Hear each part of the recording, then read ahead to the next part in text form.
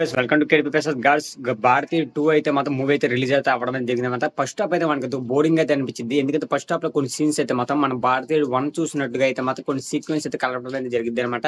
ఇక first half అయితే మనకు కొద్ది బోరింగ్ అయితే ఉండేది. సెకండ్ హాఫ్ అయితే మాత్రం ఎక్స్ట్రా లెవెల్ అయితే తీయడం అయితే జరిగింది. ఎక్స్ట్రా లెవెల్ అంటే ఎక్స్ట్రా లెవెల్ అయితే ఉండేది. సెకండ్ హాఫ్ అయితే మాత్రం మనకి సెకండ్ హాఫ్ అయితే మాత్రం శంకర్ గారు అయితే మాత్రం వేరే లెవెల్లో అయితే తీయడం అయితే జరిగింది అనమాట. ఇక మనకి మైనస్ పాయింట్ ఏంటంటే సాంగ్స్ అనేది మాత్రం అంతకైతే అనిపించదు అనమాట. సాంగ్స్ అనేది ఫస్ట్ హాఫ్ కూడా సెకండ్ హాఫ్ కూడా అంతకైతే అనిపించవు.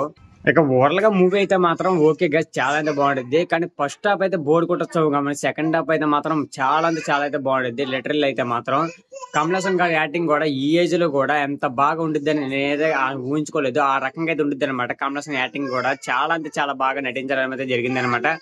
మనకైతే మాత్రం చూసుకుంటే కమల్ హాసన్ గారు అయితే కనబడిన ప్రతి ఒక్క సీన్ కూడా చాలా అయితే బాగా రోల్ చేయడం అయితే జరిగింది అనమాట. హీరో సిద్ధార్థ్ కూడా చాలా అంటే చాలా బాగా అయితే నటించడం అయితే జరిగింది.